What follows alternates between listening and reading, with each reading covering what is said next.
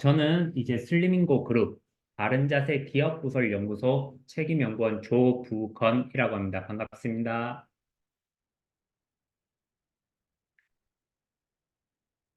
어, 오늘 제가 이제 강의를 시작할 건데 하기 전에 잠깐 바른자세 코디네이터 안내 말씀 좀 드리고 시작을 하도록 할게요. 오늘 이제 다산에서 이제 남양주 다산에서 박코디 오늘 일정이 있고 내일은 이제 마포구청 점에서 이제 바코디, 이제 수요일에는 보령, 목요일에는 이제 제가 있는 검단, 그리고 금요일에는 대구. 이렇게 이번 주에도 바코디들이 매일매일 있어요. 그래서 혹시나 시간 되시고 이제 바코디 하는 장소가 가까이 있으신 분들은 이렇게 온라인으로 하는 것도 물론 들으셔도 좋지만은 오프라인으로 참석하셔서 얼굴 보고 이야기를 같이 나누었으면 좋겠습니다. 일단 바코드 일정 안내 말씀드렸고 본격적으로 제가 시작하도록 하겠습니다. 시작하기 전에 일단 먼저 퀴즈를 드릴 건데 앞에 제가 올린 이 세 분의 이제 공통점 혹시 뭔지 아시나요? 존 바이든, 그 다음에 조지 W. 부시, 블라디미르 푸틴. 한 나라의 이제 지도자들이라는 거죠. 이제 미국 대통령, 러시아 대통령, 한 나라의 이제 지도자들이라는 공통점이 있고 또 하나의 공통점이 더 있어요. 바로 세 분 다 뛰어난 운동선수 출신이라는 거예요. 존 바이든 대통령의 경우 고등학교 시절 매우 우수한 야구 선수이자 아메리칸 풋볼 선수였다고 해요. 그래서 한 인터뷰에서 내 꿈은 운동선수였다. 근데 대통령이 되고자 그 꿈을 접었다라고 한 인터뷰 내용도 있고, 조지 W. 부시 전 미국 대통령 또한 고등학교 시절 이분의 아버지도 이제 조지 부시 전 미국 대통령인데, 이분의 아버지 조지 부시 전 미국 대통령 또한 예일대 시절 야구팀 주장을 맡을 정도로 굉장히 야구를 잘했다라고 해요. 이 두 명의 미국 대통령뿐만이 아니라 제럴드 포드 전 미국 대통령 또한 미시간대 재학 시절 미식 축구 선수였고 졸업 후에는 권투 코치와 미식 축구 코치를 하기도 했었대요. 마지막으로 있는 이제 블라디미르 푸틴 러시아 대통령의 경우 유도 선수 출신이고 14살 때부터 유도를 시작했는데 러시아의 유도 챔피언과 삼보 챔피언을 지낼 정도로 굉장히 우수한 운동선수였다고 해요. 그 다음에 한 번 더, 이 세 명의 공통점은 뭘까요? 신건호, 서장훈, 끝에 있는 분은 이제 축구를 안 좋아하시는 분들은 모를 수도 있는데, 이제 프랭크 램파드. 이 세 명의 공통점은 뛰어난 이제 운동선수라는 거예요. 그런데 이제 레전드라고 불릴 만한 신건호 선수는 이제 뭐 레슬링에서 두 체급에서 금메달을 획득할 정도로 거의 진 적이 없는 뛰어난 레전드 레슬링 선수이고 서장훈 선수도 요즘에는 뭐 TV에 많이 나와서 예능인으로 알고 계시지만은 KBL 한국 프로 농구에서 통산 득점 1위, 2위와 꽤 격차 차이가 많이 나서 아마 안 깨질 거라고 생각이 되는 통산 득점 1위를 한 커리어를 가지고 있는 한국 농구계의 레전드 선수였고 프랭크 램파드라는 이제 축구 선수 또한 잉글랜드의 국가대표 축구 선수였고 첼시라는 프로 잉글랜드 프로 구단에서 오랫동안 활동을 한 레전드라고 불릴 만한 그런 미드필더 선수예요. 제가 지금 6명의 인물을 보여드렸어요. 3명의 인물은 미국 대통령, 한 나라의 지도자. 한 나라의 지도자라고 하면 어때요? 굉장히 공부를 많이 하고 똑똑한 사람들이 한 나라의 지도자를 맡게 되는데, 이러한 리더들 또한 굉장히 운동을 잘 했다. 그리고 뒤에 있는 이 세 명의 죄송합니다. 제가 뒤에 있는 세 명의 공통점을 또 이야기를 안 했었네요. 세 명의 공통점은 운동선수라는 공통점도 있지만은 또 하나의 공통점은 머리가 굉장히 좋다라는 거예요. 신건호 선수 같은 경우에 한 예능 프로그램에 나와서 농담으로 자기 키와 IQ가 똑같았다라고 이야기를 했었거든요. 내 키는 150이었는데 IQ도 150이었다라고 해요. 그 예능 프로그램에서. 그래서 운동을 굉장히 열심히 하는 와중에서도 수학과 과학 성적은 늘 좋았다라고 이야기를 했었거든요. 그 다음에 서장훈 선수 또한 IQ가 이제 140이 넘는 걸로 알려져 있는데 본인이 이야기하기로는 중2 때까지 굉장히 농구를 못했다라고 해요. 그래서 농구로 과연 내가 이제 미래를 꿈꿀 수 있을까에 대한 의구심이 생겨서 대학이라도 가야지 하는 마음에 공부를 열심히 했고 그리고 성적도 좋았다라고 이야기를 하고 프랭크 램파드의 경우 IQ가 이제 150이 넘는 걸로 알려져 있는데 잉글랜드 그러니까 외국 이제 프로 입단 테스트를 할 때 외국에서는 이제 신체 능력만 보는 게 아니라 그런 IQ나 그런 것들도 굉장히 많이 보는 것 같아요. 그러한 이제 두뇌 이제 테스트에서 굉장히 좋은 점수로 입단을 했다고 하는데 이런 프랭크 램파드 또한 학교 창 시절 굉장히 공부를 잘해서 학교 선생님들한테 저 축구 선수 될 거예요라고 이야기를 하니까 다 모두가 말렸었던 그런 일화가 있다라고 하던데 아무튼 이 세 명의 선수들의 공통점은 머리가 굉장히 좋다라는 거고 다시 앞에서 말했던 한 나라의 지도자들은 굉장히 운동을 잘했고 이 세 명의 선수들은 굉장히 머리가 좋다라는 공통점을 가지고 있는데 제가 오늘 이야기할 내용은 이러한 운동과 머리, 두뇌와의 관계가 될 거예요.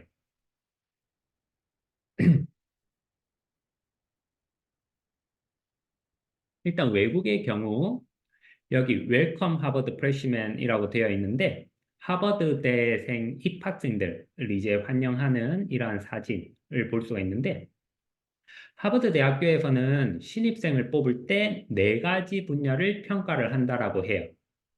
물론 성적이 굉장히 좋아야겠죠. 공부를 잘해야 되니까. 학업 성적 당연히 보고, 학업 성적 외에 과외 활동, 어떠한 활동을 했는지를 보고, 품성 및 인성도 보고, 또 한 가지 보는 거는 뭘까요?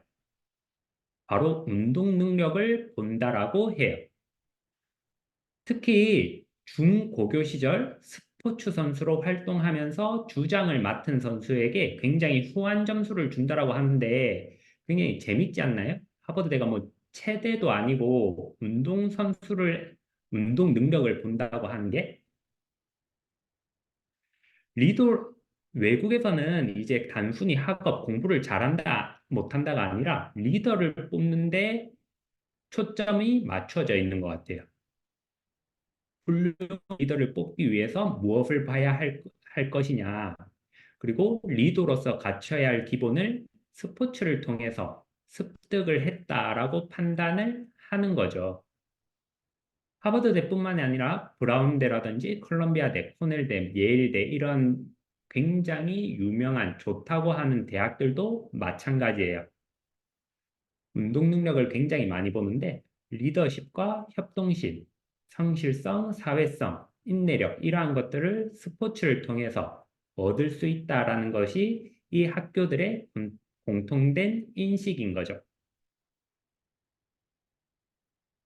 우리는 단순히 그냥 머리가 좋다, 안 좋다 이렇게 나뉘어지고 수능 성적도 성적에 따라서 가지만은 외국에서는 이렇게 단순히 IQ, 우리의 지식, 지능을 나타내는, 지능 지수를 나타내는 IQ만 보는 것이 아니라 자신과 타인에 대한 정서적 이해와 능력을 나타내는 EQ, 감성 지수라고도 하고, 변화하는 환경에 적응하고 번창하는 능력을 나타내는 적응성 지수, AQ라고도 하고, 그 다음에 친구 네트워크를 구축해서 장기간에 걸쳐서 유지하는 개인의 능력을 나타내는 SQ.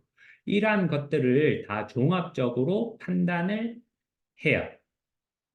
그래서 앞에서 말했던 대학은 훌륭한 리더를 뽑기 위해서 바로 이러한 것을 평가를 하는데 무엇을 통해서 스포츠를 통해서 판단을 한다는 거죠.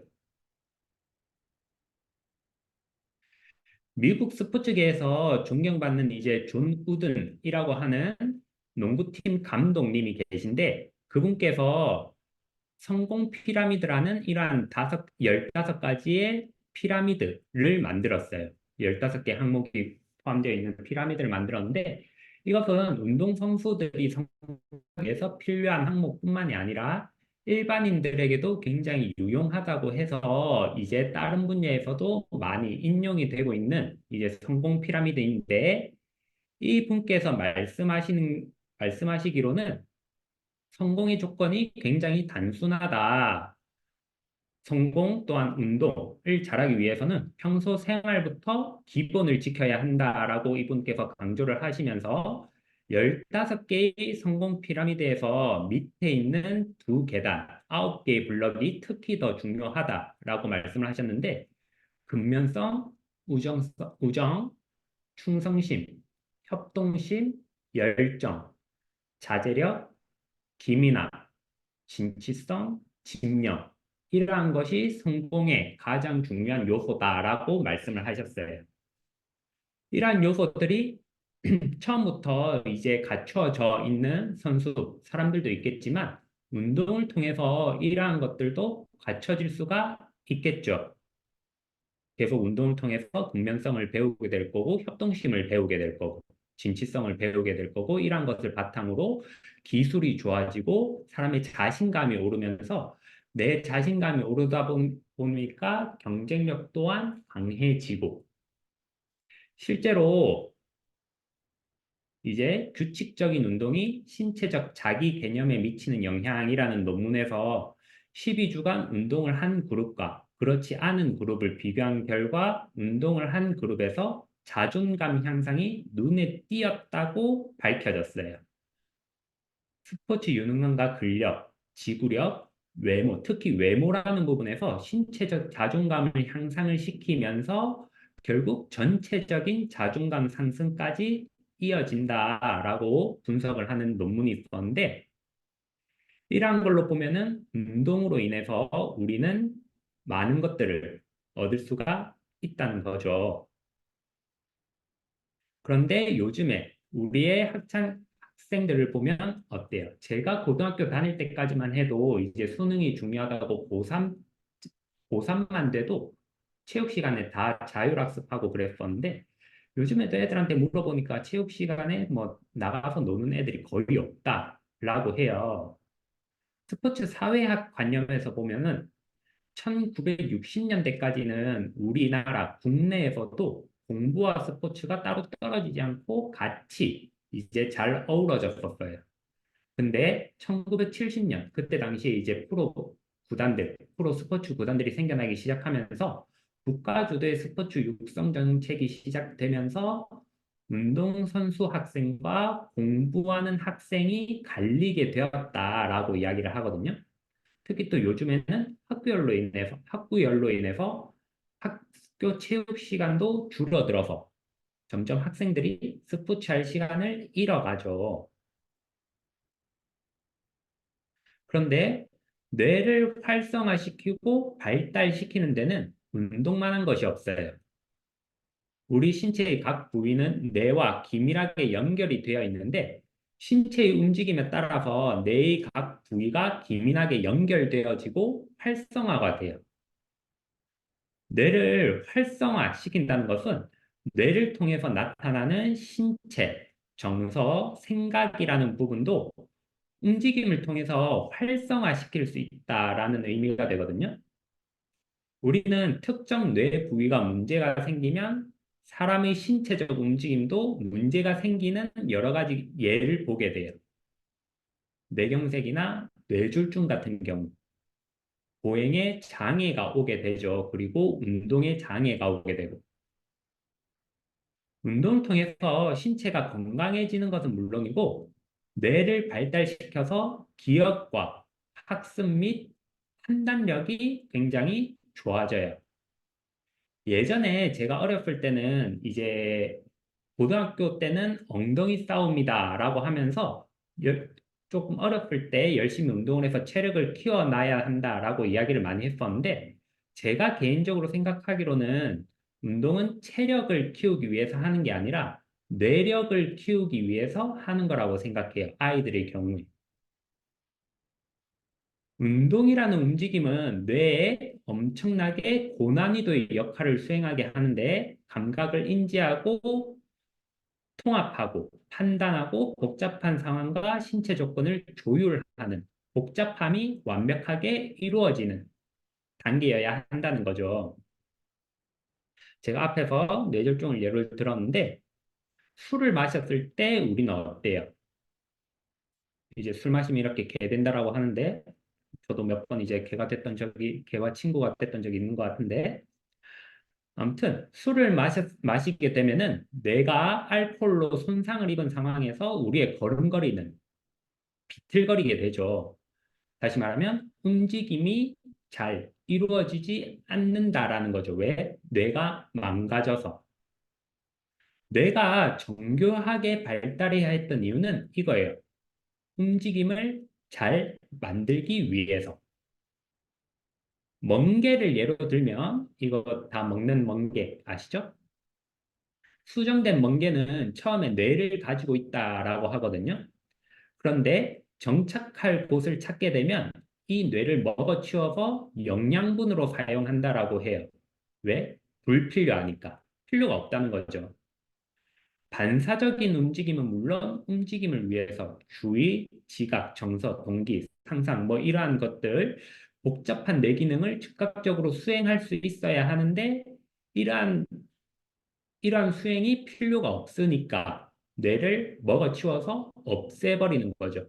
다시 말하지만 움직임이 없기 때문에. 그래서 뇌의 발달과 운동, 움직임은 절대적으로 중요하고 연관이 많다. 한 연구에서 보면 책상에 앉아서 일을 많이 하고 연구에만 몰두하는 직장인, 그리고 학자분들, 이러한 분들이 의외로 치매에 잘 걸린다는 연구가 있어요. 우리가 일반적으로 생각했을 때 두뇌를 계속 머리를 많이 쓰는 이러한 직군에서 치매가 많이 안 생길 거라고 생각을 하는데 뇌를 많이 쓰니까 오히려 더 치매가 많더라. 물론 여기에는 뭐 여러 가지 요인들이 있겠지만 뇌는 새로운 자극을 좋아해요. 새로운 자극을 만나면서 그러한 자극들에 대응하면서 신경세포의 새로운 연결이 만들어지게 되고 뇌는 발달하게 되는데 앉아서 있는 작업만 하다 보면은 신체 활동이 적어지면서 이러한 반응들이 적어진다라고 연구에서 이야기를 하고 있거든요. 그래서 책상에 앉아서 일하고 연구하는 것보다 다양한 활동을 통해서 새로운 체험을 하는 것이 뇌의 발달에 훨씬 좋다라고 이야기를 해요. 해부학적으로 보면 운동을 하면 기본적으로 이제 뇌신경 성장 유도인자인 여기 BDNF라는 게 있는데 이러한 BDNF를 활성화시킨다라고 해요. 신경세포가 잘 자랄 수 있도록 도와주는 촉진제라고 생각하면 되는데 신경세포들 사이에 시냅스 근처에 있다가 혈액순환이 빨라지면 이러한 것들이 방출되게 돼요.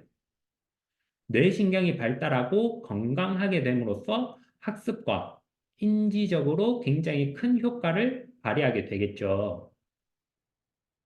또한 운동은 해마의 새로운 세포 생성을 돕고 해마를 건강하게 유지하기 때문에 기억력 또한 좋아져요. 운동은 치매 위험을 높이는 APO, E4라고 하는 변이 유전자를 지닌 사람이라고 하더라도 그러니까 치매 유전자를 지닌 사람이라고 하더라도 운동을 열심히 한 경우 그러한 치매 유발 인자가 활성화되는 것을 막을 수도 있다라고도 이야기를 하거든요. 여기 보면은 이제 회백질, 뭐 백질 이런 것도 보이는데 뇌신경세포가 연결되고 정보 전달하는 회백질, 이러한 백질, 이러한 부분들도 늘어난다, 커진다라고도 이야기를 해요. 뇌가 효율적이고 빠르게 처리하는 능력을 가지게 되는 거거든요. 이렇게 되면.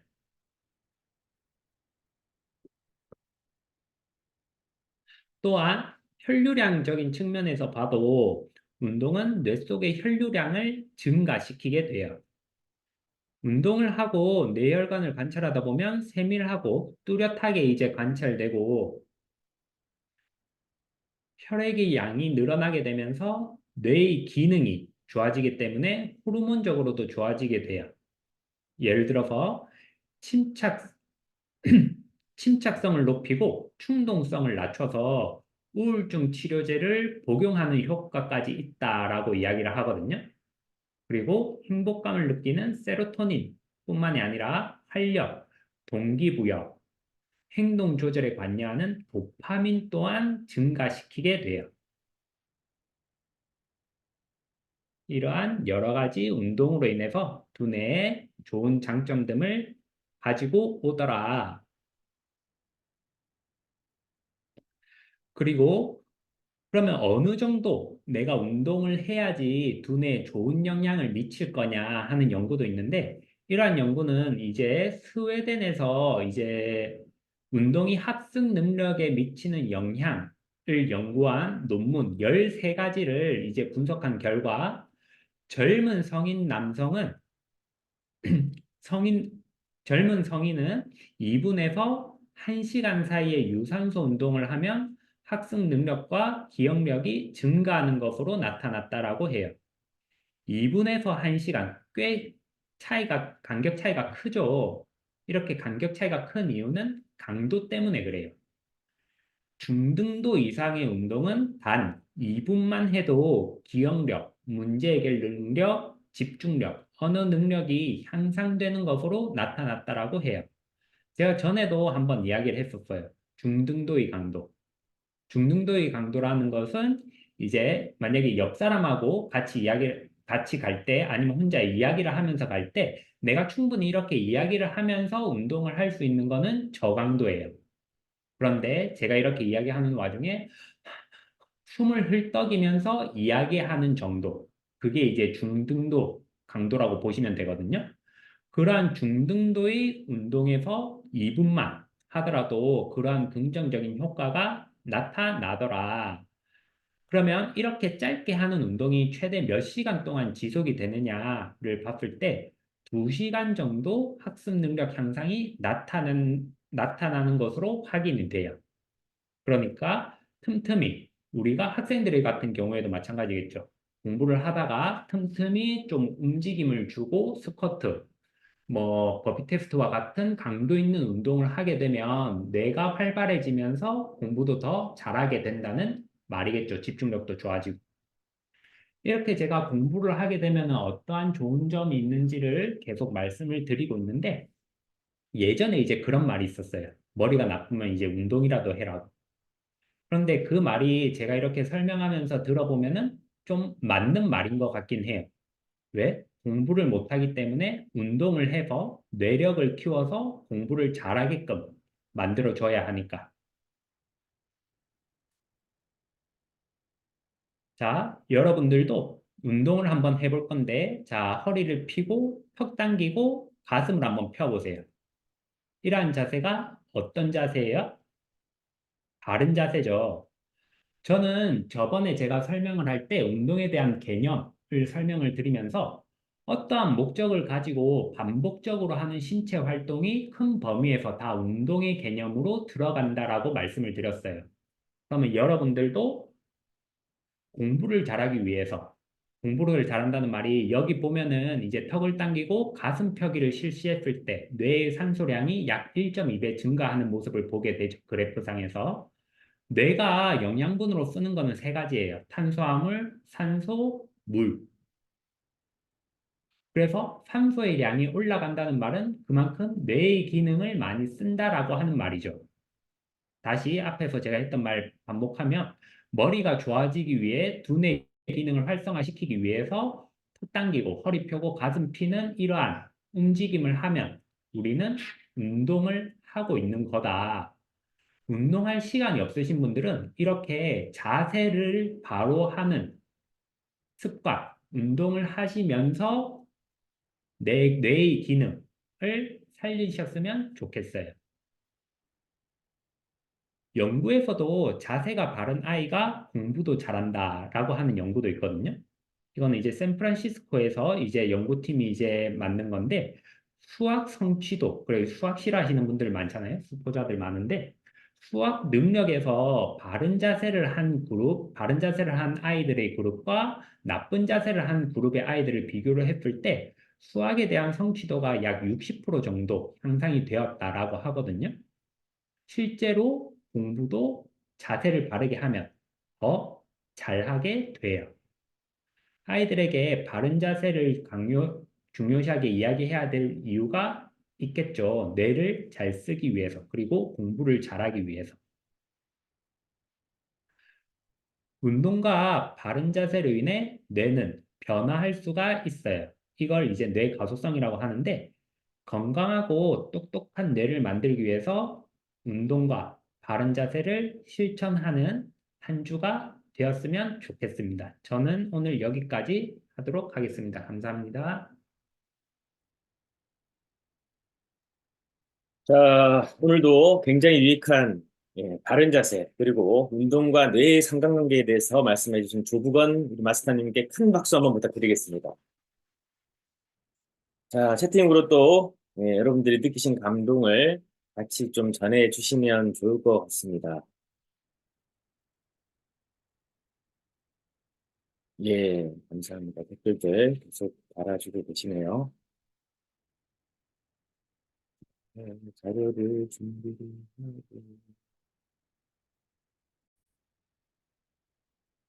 자, 이제 여러분들 자리 주변을 좀 정돈해 주시고, 스쿼트를 또 해야 되겠죠. 지난주에서 오늘 16개 들어갈 차례죠. 자, 준비 한번 해보겠습니다. 운전하시거나 또 지금 현재 여의치 않으신 분들은, 안 하셔도 되고요. 끝나고라도 꼭 실천하시기를 바랍니다. 여러분들 스스로를 위해서, 하시는 거니까. 자, 자세 잡고, 자, 시작하겠습니다. 하나, 내려가고, 코에 힘, 둘, 코어를 세우고, 셋, 뒤꿈치로 밀어 올리기, 넷, 다섯, 여섯, 일곱, 여덟, 아홉, 열, 6개만 더, 코어 힘, 하나, 너무 숙이실 필요 없어요. 둘, 셋, 넷, 다섯, 한 개 더, 여섯, 오케이. 자, 박수. 예, 또 한 개를, 시간에 대해서 2개를 더 하시는 우리 주미순, 국박사님 멋있습니다. 자기 자신을 매일 도전하시는 모습 너무나 아름답습니다. 자, 이제 해보시면 아시겠지만 저도 지금 이야기를 하면서 숨이 차요. 이 정도의 강도의 활동들을 우리는 좀 꾸준히 하실 필요가 있다.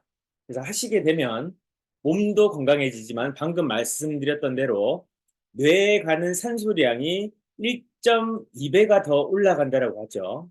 그렇게 되면 우리 뇌 치매 이율을 점점 떨어뜨린다라고 많은 연구에서 지금 얘기를 하고 있죠. 그래서 가장 무서운 게 치매잖아요. 나만 고통스러운 게 아니라 내 주변을 고통스럽게 할 수 있기 때문에 우리들이 미리부터 관리하고 준비해야 되지 않겠나 싶습니다.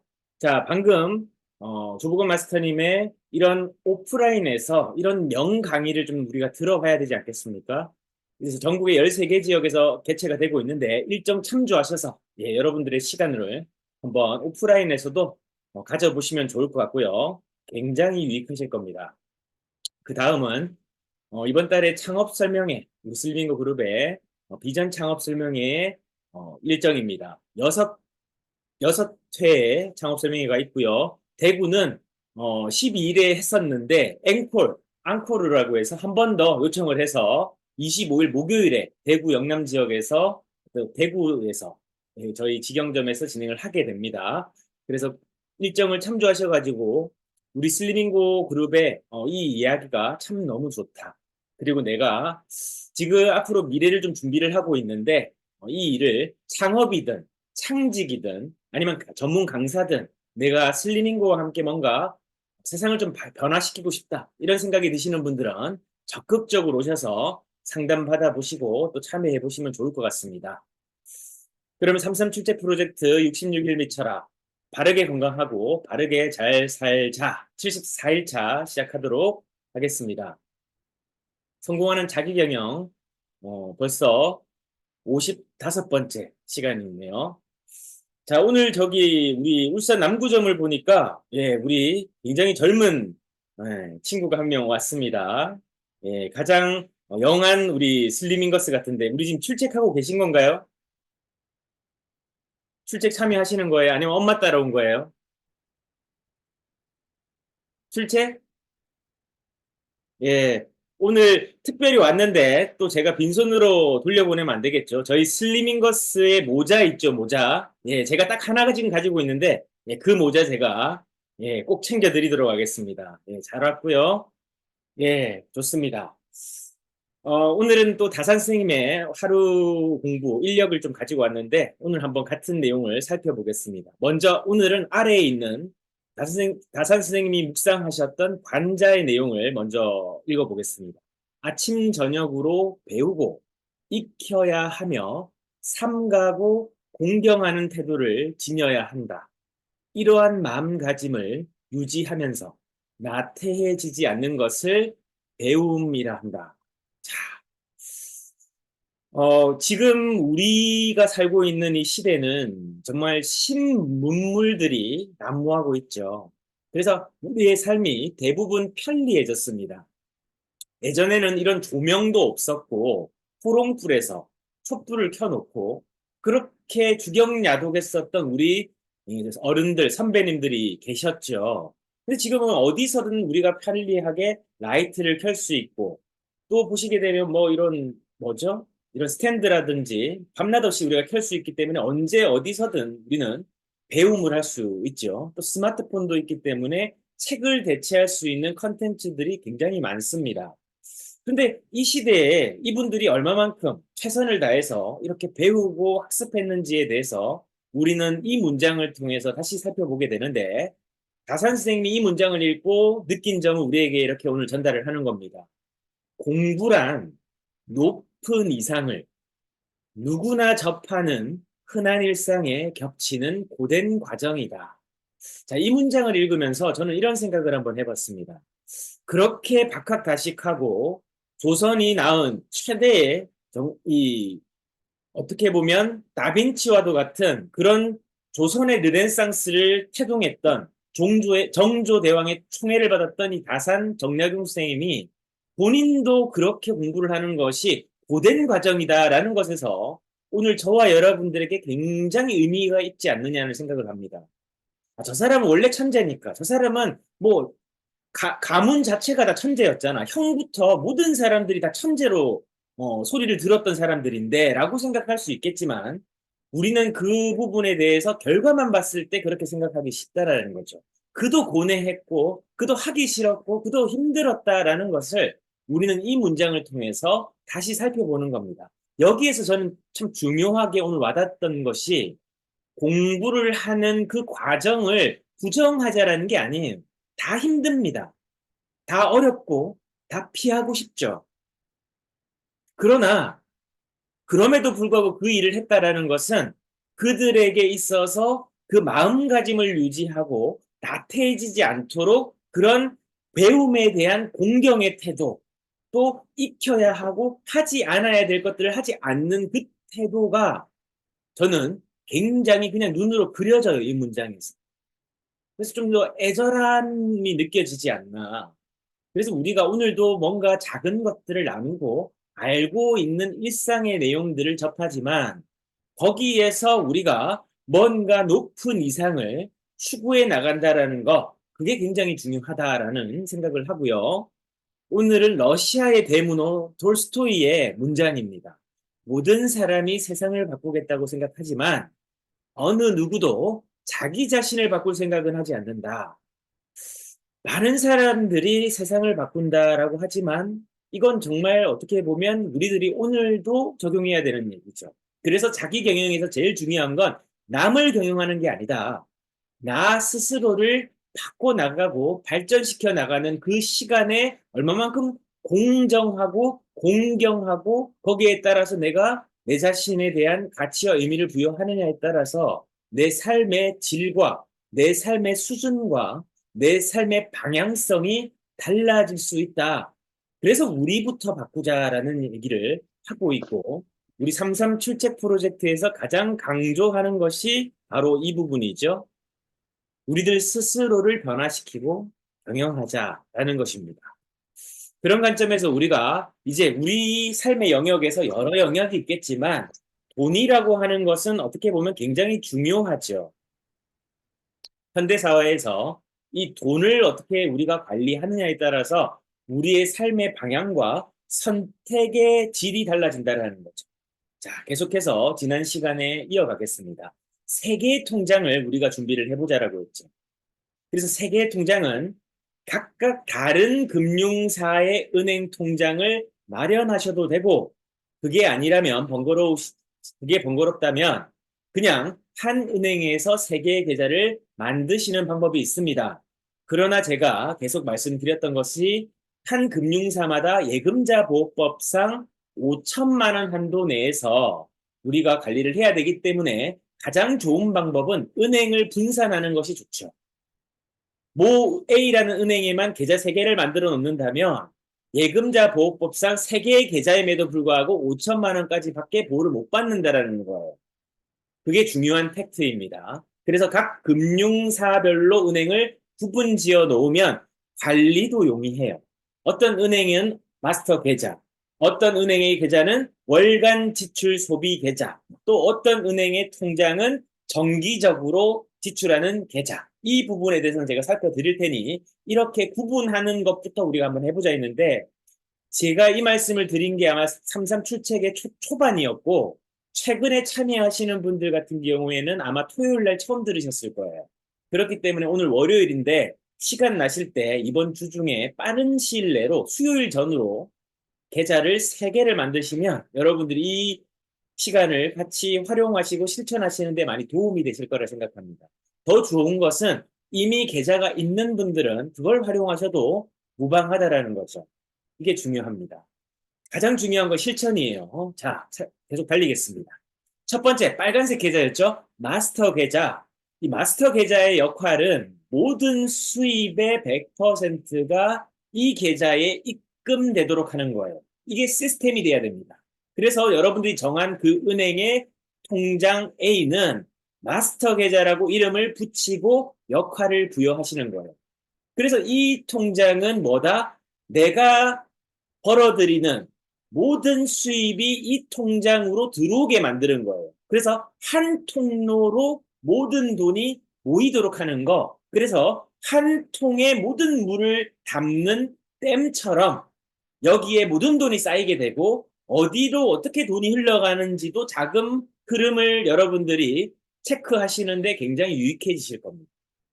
근데 우리 보통의 사람들이 어떻게 합니까? 이 계좌 저 계좌 다 쓰다 보니까 여기에서 급여도 들어오고 여기에서 소비도 하고 여기서 신용카드 대금도 나가고 그렇게 하다 보니까 어떻게 된다? 통장이 된다. 통장이 아니라 텅 빈 잔고를 확인하는 종이 조가리가 된다라는 것이죠. 그래서 우리가 생각해야 되는 게 이 마스터 계좌의 역할을 명확하게 하는 거. 이게 기준과 원칙이 되는 거. 이게 첫 번째. 두 번째입니다. 이 마스터 계좌의 모든 관리에서 기준인데 이 계좌에는 어떻게든 여러분들이 이건 정하기 나름이에요. 그러나 마지노선을 제가 설명드리는 겁니다. 최소한 총 수입의 10%는 항상 이 계좌에 남아있게 하셔야 돼요. 그러면 1년에 120%의 수입이 여기에 남아있겠죠. 매달 10%의 수입이 여기 남아있을 테니까. 그래서 여러분들이 이 돈을 가지고 뭘 해야 된다? 이 돈을 가지고 여러분들이 운영을 하기 위한 준비를 해야 된다. 여러분 저기 춘천에 가면 춘천 소양강 댐이 있죠. 소양강 댐. 충주에도 댐이 있고 각 지역에는 가장 요충지에 댐이 있습니다. 근데 그 댐에 물이 말라버리면 어떻게 되죠?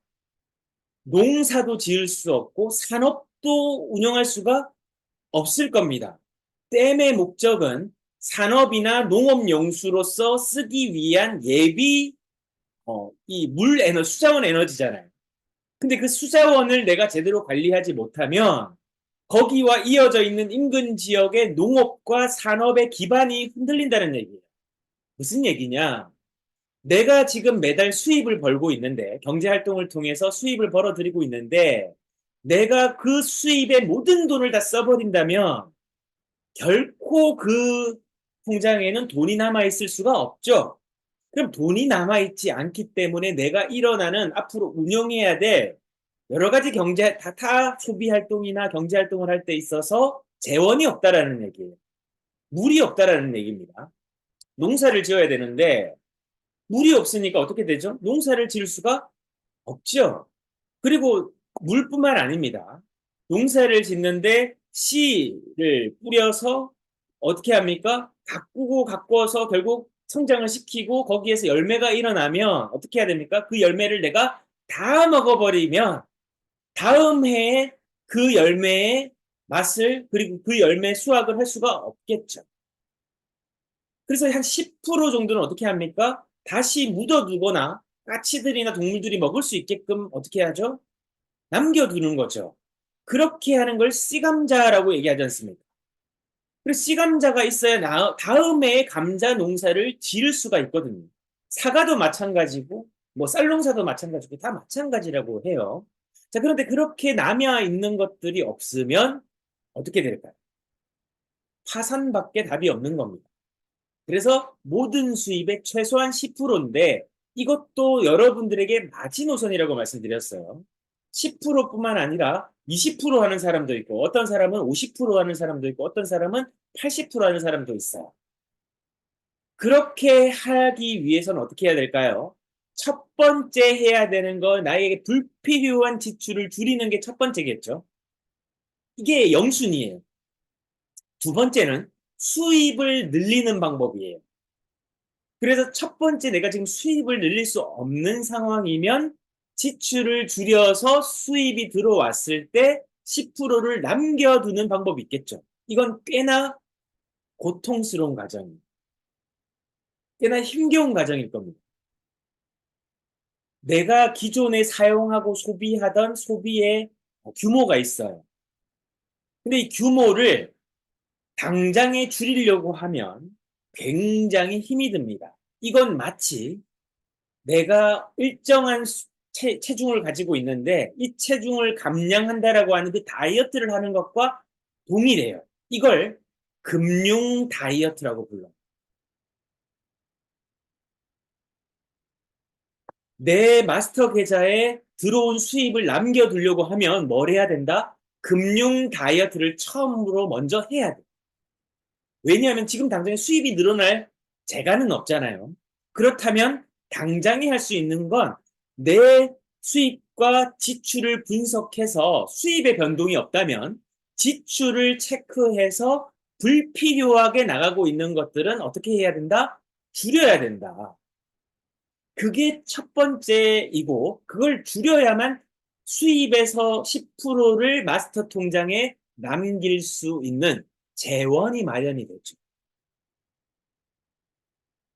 이 재원이 없이 어떻게 그걸 마련하려고 하는 노력 없이 돈이 어떻게 통장에 남아 있겠습니까?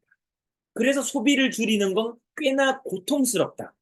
밥도 줄여야 되고 불필요한 뭐 여러 가지 기타 소비도 줄여야 되고 내가 뭔가 사고 싶어 하는 욕구도 조절해야 되고 그러니까 조금 더 내 소비관과 이 돈에 대한 재정관이 이때부터 달라지기 시작해요.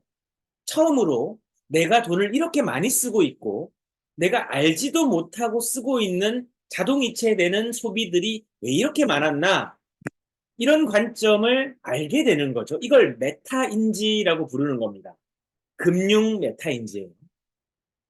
나를 객관화시켜서 봐야 돼요. 근데 이게 굉장히 고통스러워요.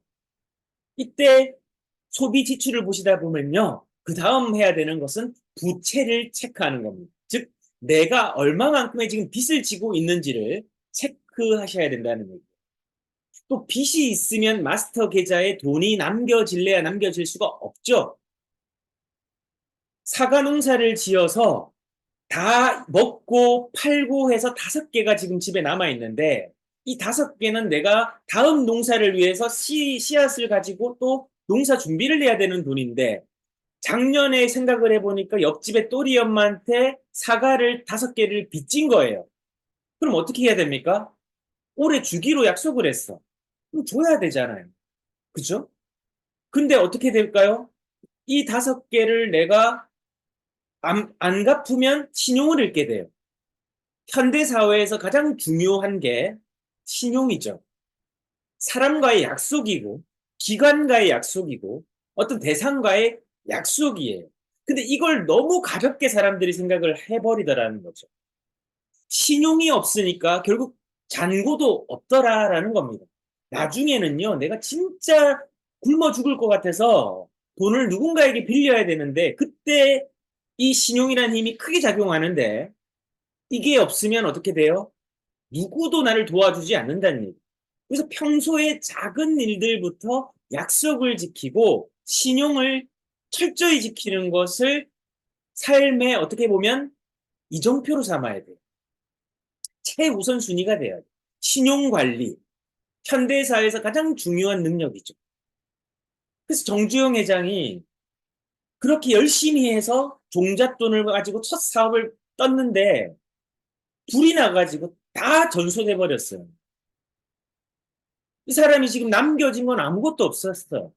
지금같이 은행이 이렇게 성행해서 대출이란 제도가 활성화된 시대도 아니에요. 그는 어떻게 했습니까? 그의 평판과 성실성, 즉 신용 때문에 주변의 사람들이 돈을 빌려달라는 소리 하지도 않았는데 스스로 사람들이 막 너는 일어날 수 있어. 막 사람들이 투자를 하는 거예요. 그 사람의 평판과 성실성, 즉 신용을 신뢰했기 때문입니다. 정주영이란 이름 자체는 신용의 대명사였던 거예요. 그리고 이분의 일화가 있잖아요. 대한민국에 배를 만들어야 되는데 영국 정부에 가가지고 차관을 빌리러 갔어요. 근데 지금 나라에 뭐가 있습니까? 배를 만들어 본 전혀 기술이 없지만 그 당시 집 500원짜리 그때는 지폐였죠. 지금은 학 그려져 있는 이 동전인데 그거 들고 가서 야, 우리 선조들이 이렇게 배를 잘 만들어서 전쟁에까지 승리를 했던 우리 민족인데 우리가 왜 배 못 만드는 차관을 달라 해가지고 어떻게 됩니까? 현대 조선이 생기고 우리나라가 조선의 강국이 될 수 있었던 기반이 됐잖아요. 뭐가 있었습니까? 신용이 있었죠. 그래서 우리가 이 돈 관리도 우리 평소의 태도에서 다 드러나요. 내 자신에게 철저하게 이 10%라는 것을 가지고 있지 않는 한 결코 나는 신용을 쌓을 수가 없을 겁니다. 이것부터 출발해야 돼요. 오늘부터 출발해야 됩니다. 이게 굉장히 중요한 거예요. 그래서 이 계좌는 댐과 같은 기능을 하며 긴급을 요하는 일이나 불의의 지출을 위해서 항상 일정한 금액이 댐에 남아 있게끔 하는 것이 바로 이 부분에서 가장 중요한 역할이에요. 이 통장은 이 역할과 목적으로 사용하시는 겁니다. 아시겠죠? 오늘부터 통장 하나를 만들고 이 통장에 이 역할을 부여하면 모든 돈은 이 통장에 들어오게 돼 있어요. 그때부터는 이 통장을 어떻게 잘 운용할지에 대해서 고민하면 되는 겁니다. 이게 첫 번째 기준과 원칙이에요. 그래서 이 돈은 함부로 쓰시는 게 아닙니다. 돈을 모두 모아두는 역할을 하는 거예요. 이게 첫 번째. 타협이 없어야 됩니다. 두 번째입니다. 또 하나의 은행의 통장을 만드셨을 거예요. 아니면 또 다른 계좌번호를 가진 통장이 있을 겁니다. 그 통장을 이제 이름을 붙이는 겁니다. 역할을 부여하는 거예요. 월간 지출 계좌라고. 이 통장은요, 매월 정기적으로 지출하는 목적으로 사용하는 거예요. 그래서 다른 말로 월간 소비 통장이라고도 부릅니다. 내가 한 달에 쓰는 소비하는 금액이 이 통장에서 사용되어져요. 체크카드를 쓰시면 이 예산 내에서 잔고 내에서 돈을 쓰시게 될 거고요. 한도가 낮은 신용카드를 쓰시는 분들은 내가 신용카드를 쓰고 나서 청구되는 금액이 이 통장에서 빠져나가게 될 거예요. 그러니까 신용카드를 꼭 쓰지 말란 얘기는 아니에요. 하지만 신용카드의 단점은 어떻게 보면 전산으로 문자 알림으로 우리가 쓰기 때문에 내가 좀 얼마를 쓰고 있는지 내 소비 감각을 무디게 만든단 말이에요. 그러니까 돈 관리가 안 되는 시스템이에요. 그리고 빚을 내서 쓰는 시스템이기 때문에 내 소비 이상의 돈을 쓰는 형태의 소득 소비 구조가 형성이 되고 그게 내 자산 규모에서 가장 중요한 사고방식이 된다는 얘기예요. 실제 내 돈이 아닌데 카드 한도가 내 수입과 더해져서 내 수입으로 착각하는 뇌의 오류를 만든다라는 겁니다. 내 수입은 500만 원인데 카드 한도가 1,500만 원이에요. 그러면 나는 2천만 원 수입을 가졌다라는 착각을 일으킨다는 얘기죠. 그러니까 2천만 원씩 매달 쓰게 되니까 나는 어떻게 되죠? 2천만 원의 소비 규모를 가지게 됐고 실제 수입은 500만 원밖에 안 되니까 1,500만 원을 항상 어떻게 합니까? 할부로 쓰고 있더라. 근데 그 할부에는 물론 무이자라고 하는 금융 정책이 있겠지만 거기에 따라서 내가 쓰고 있는 돈에 대한 기회비용은 생각을 안 하더라는 거죠. 기회비용. 여기서 기회비용이라는 경제학 용어가 나옵니다. 자, 기회비용이 뭐죠? 내가 최고로 가치 있다라고 생각하는 것을 선택함으로써 손실되는 그 다음 가치가 있는 것에 대해서 기회비용이라고 얘기하죠. 그래서 이거 내가 제일 좋은 가치야라고 정했는데 그걸로 인해서 놓치게 되는 그 다음으로 가치가 큰 거를 기회비용이라고 하죠. 그래서 여러분들에게 오늘 여기까지 이제 할 건데 이거를 우리가 생각을 해봐야 된다는 거. 그래서 오늘 내일도 이걸 다루겠지만 중요한 것은 내가 얼마를 쓰는지를 알아야 되고 두 번째는 내가 얼마를 벌고 있는지를 알아야 됩니다. 이걸 명확하게 내가 알고 있고 생각하고 관리하고 있지 못하면 나는 결코 마스터 통장에 최소한 10%의 돈을 쌓을 수가 없고 그렇게 되니까 현금이 항상 부족하게 되면 부자가 될 수 없다라는 겁니다. 돈의 가치를 모르게 된다라는 거죠. 오늘 여러분들에게 다시금 마스터 계좌라는 것을 통해서 모든 여러분들이 이제 자동이체 소비 통장으로 옮겨놓고 모든 돈은 구분해야 된다는 것에 대해서 오늘 말씀을 드렸습니다. 내일 다시 뵙도록 하고요. 이번 주부터 진짜 여러분들이 부자 되기 위한 준비 하시는 그런 한 주가 되셨으면 좋겠고 월요일 힘차게 시작하시면 좋겠습니다. 월요팅 하십시오. 감사합니다. 감사합니다. 예, 감사합니다. 감사합니다. 감사합니다. 네, 감사합니다. 감사합니다. 감사합니다.